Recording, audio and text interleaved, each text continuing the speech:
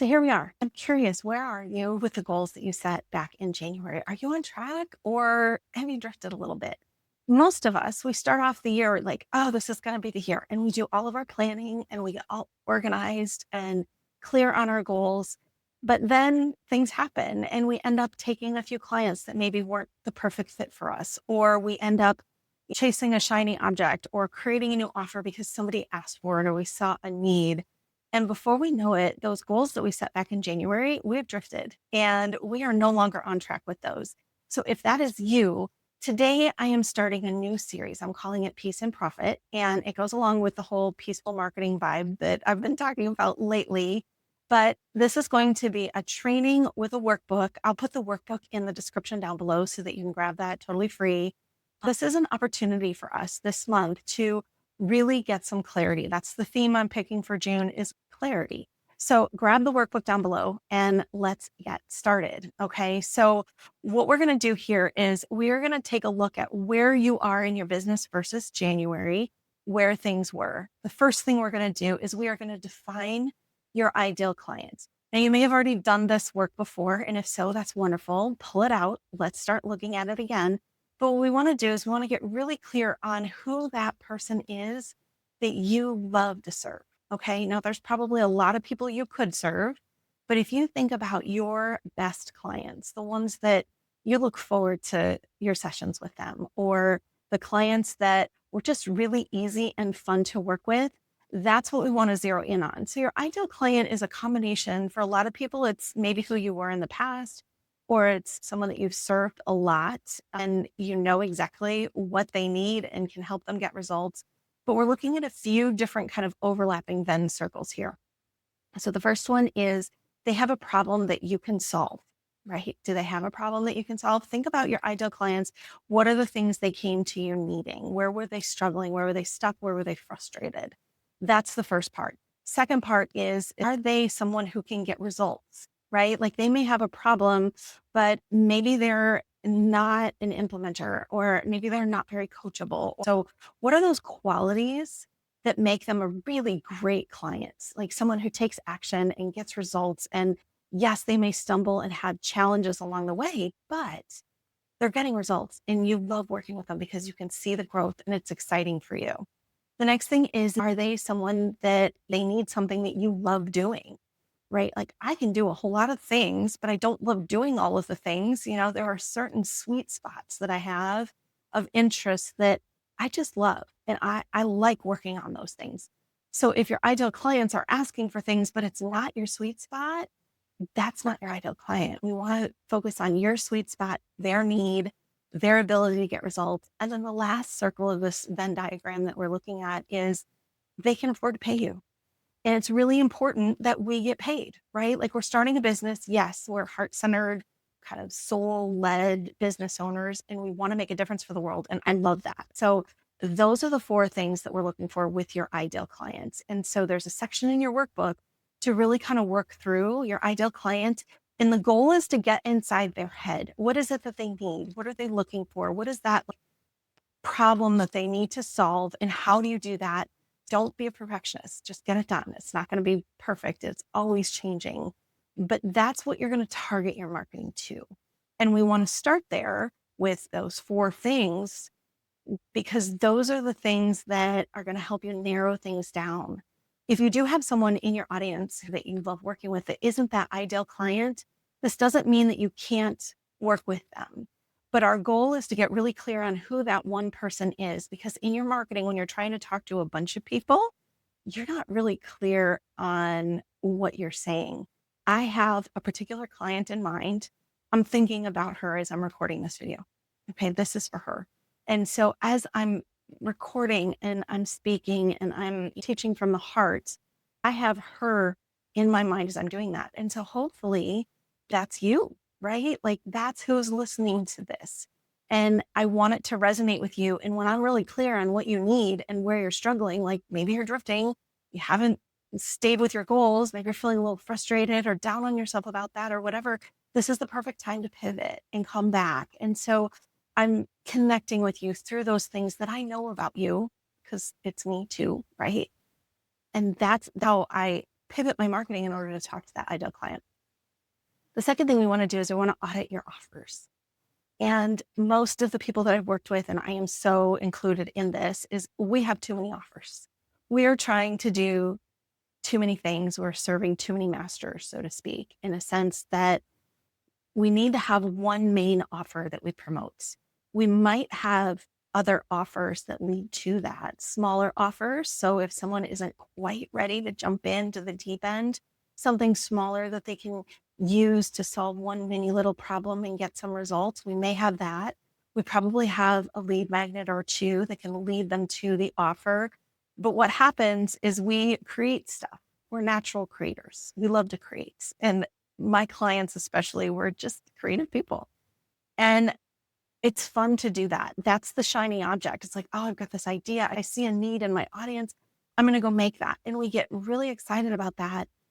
But then we stop promoting that main thing that we said was going to be our main thing back in January. We're focused on other things at that point. It's pulling our focus away and it confuses our audience. So if you do create little shoots off of what it is you do, we want it all to tie back to your signature framework.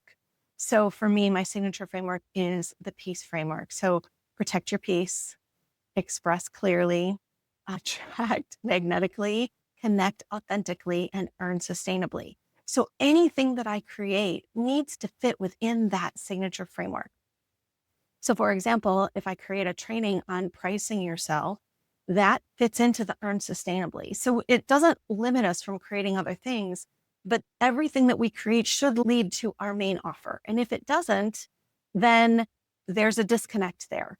And I've done this before. So years ago, I had a website design business. I was focused on getting website design clients, building websites, helping them with their copy, all of those kind of things.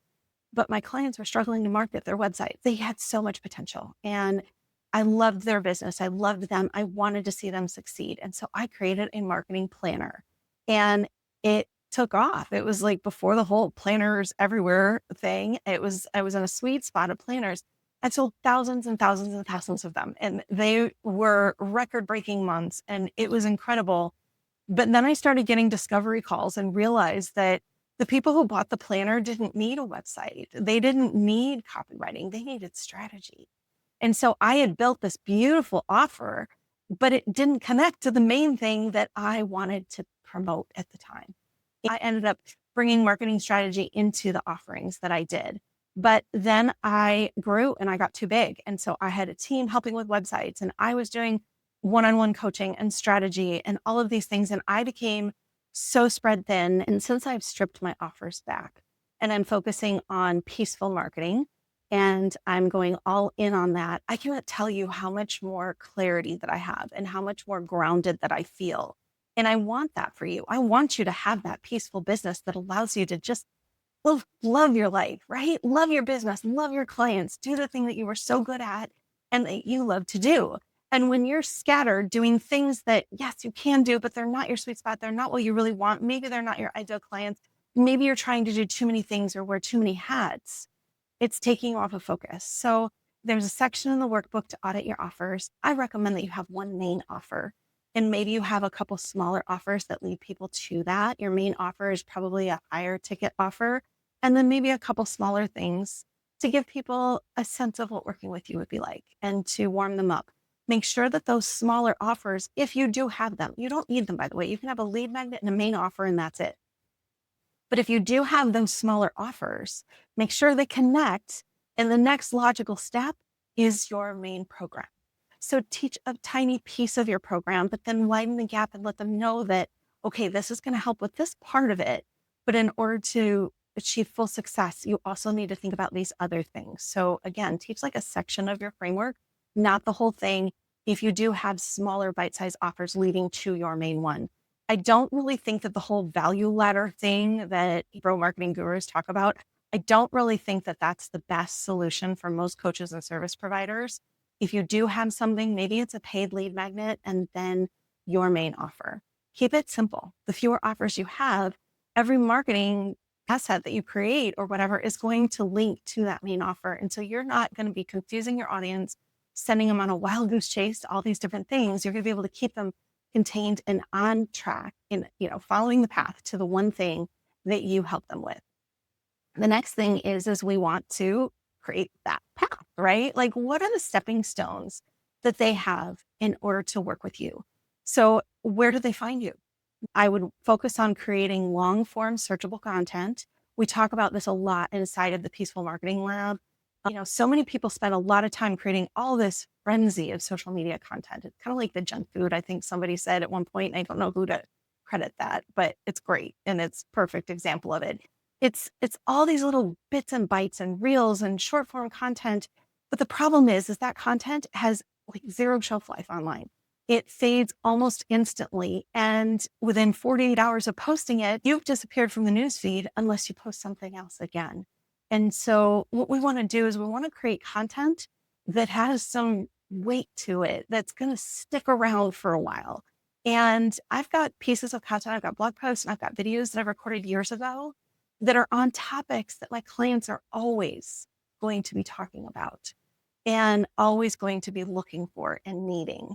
And yes, there might be some nuances that change and I can update the content from time to time. But for example, I have a blog post on lead magnet ideas for coaches.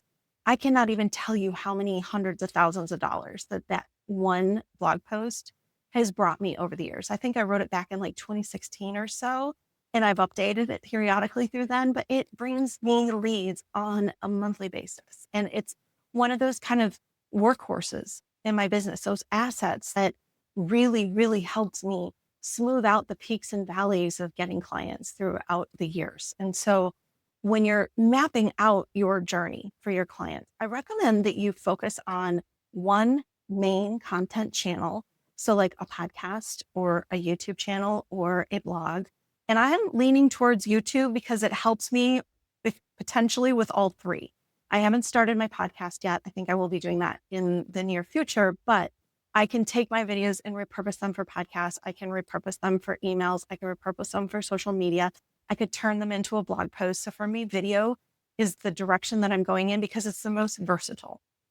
I also love that YouTube is a search engine and can help my videos get discovered by clients who are looking for the things that I'm talking about. I recommend you pick one main channel that you are going to focus on long form. So 10 minutes, 20 minutes, whatever, longer videos, longer blog posts, and longer podcasts. The next thing is focus on one amplification channel.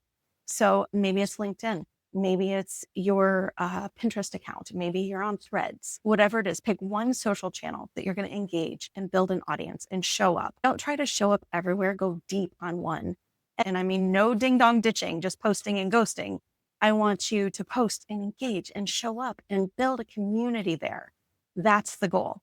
So they're going to find your content on those channels, whatever it is, right? They're going to go and they're going to read your meaty, wonderful, long form content or watch your videos and build rapport with you. Then what? You want them to opt in. So you're going to create some kind of a lead magnet that solves a problem that leads into your main offer. For example, in this video, I have a clarity workbook for you down below. You can opt in, you can get it totally free, and you can use this. It leads to my peaceful marketing framework and my peaceful marketing immersion, as well as my group community, which is the Peaceful Marketing Lab. Those are my offers. I have a framework where I can work with you one-on-one. I have a lower priced community called the Peaceful Marketing Lab, where I can help you in a group setting. And then I have my lead magnet. Okay. So I'm not promoting a million different offers. And they're all related. So like the Peaceful Marketing Community, the lab, right? That connects with helping them build their framework, but it's a little lighter of a program than the immersion where I'm working one-on-one with people in order to help them build their peaceful framework. And so it's the same offer. It's just less personalized. It's less me. They still get me in the program on a weekly basis, but they're not getting me looking solely at their marketing and helping them one-on-one. That's the journey. I want you to watch a video. I want you to opt in and get the workbook or whatever the freebie is that I'm doing. And then ideally, I'd love you to join us in the lab, or I'd love you to book a call about an immersion wherever you are. It's an invitation, right? I'm putting things out there as invitations to my audience. It's not like some slick, high pressured sales thing. That's not the kind of journey that my clients like. And I want you to be able to market in a way that you can keep your dignity, that you feel really good about what you're doing. So that's my goal there. Then I want you to write your one promise. What is the thing that you deliver that your clients come to you for? Once we've mapped our journey, what is that promise that we're going to weave into all of our marketing content? So for me, I want to help coaches and service providers market their business in a way that feels peaceful and aligned with who they are, where they feel proud of the content that they're putting out there because it's not salesy. They're serving their community and they're doing the things that they absolutely love. It's just an extension of the work that they already do. So for me, it's I help you build a peaceful marketing strategy that allows you to show up as yourself, love on your audience, and get clients and without the hustle, right? That's the goal, without the stress. So map out your one sentence, your promise sentence. Okay. It's usually I help so and so do the thing or have the thing. What is it going to get them? Sometimes we add a without. What is the thing that they want to avoid? So you're going to want to write that. And then the last two things are kind of combined, but a little different. One of them is go look at your bio. I looked at mine and I'm like, oh my goodness, this is who I was serving a year ago. It needed updating. So that's something that I'm working on this month is updating my bio and my website so that it feels more like me and updating my bios on my social channels and everything else. So take a look at your bio. Does it reflect who you are now? Does it attract that client that you want to attract? Is it going to resonate with them? Are they going to look at that and think, yeah, she's who I want to work with, or that's exactly what I'm looking for? And that brings me to the website, which is the last step. Take a look at your homepage. Does it communicate who your ideal client is? Does it show if they're interested in working with you, what your offers are and how they can learn more about them? Does it give them a clear next step? Is there a place for them to consume your content and a place for them to opt in, join your list and get a little closer to learning more about you so that you can build rapport with them? Is it showing the promise that you can help them achieve? If it's not, then fix your homepage, fix your about page and your services page, but start just with the homepage if that's all you've got. And make sure that you get these things dialed in. Now, I don't want you to stress or feel overwhelmed. Pick one little thing, work on it. Don't make this a bigger deal than it is. Again, workbooks down below if you want to grab that. I have been building an app on the side, kind of quietly in the background. It's called Peaceful Biz. And it's an app that is going to walk you through all of this stuff during the onboarding to help you be clear on it. But the reason I'm building this is we all have tools that we use in our marketing, but there's no home base for all of your marketing, right? There is no one place where everything lives. Everything is disjointed and nothing else talks to each other. So Peaceful Biz is the place where you're going to be able to go one level above the tools that you use and create your strategy. What content to put out there, what content's working, what content's going to resonate with your audience. Peaceful Biz will help you do that. Same with your offer, same with getting clear on your ideal clients, just even find the things. Where are my testimonials again? I've got stuff in my iCloud. I've got stuff in Google Drive. I've got stuff on my hard drive. So this is an app for you to really get organized, pull all of your marketing together in one place and use it to help you create your strategy and to help you outline and draft your content and to keep track of what's going out when, who you need to connect with. Right? It's also got things in there. What expenses do you have coming up? How are you doing on your revenue goals? It's all of that in one peaceful app. And so that's coming soon. I'll put the link below so that you can join the waitlist and be the first to try it out. I'm really excited and really proud of it. Beyond that, I just want to say thank you for being here. I'm glad that you are. If you're not a subscriber to my channel, please go ahead and click subscribe if this was helpful to use. Next month will be a different topic, so stay tuned for that. And in the meantime, click the link below and go ahead and get your workbook, and I'll see you in the next video. Bye.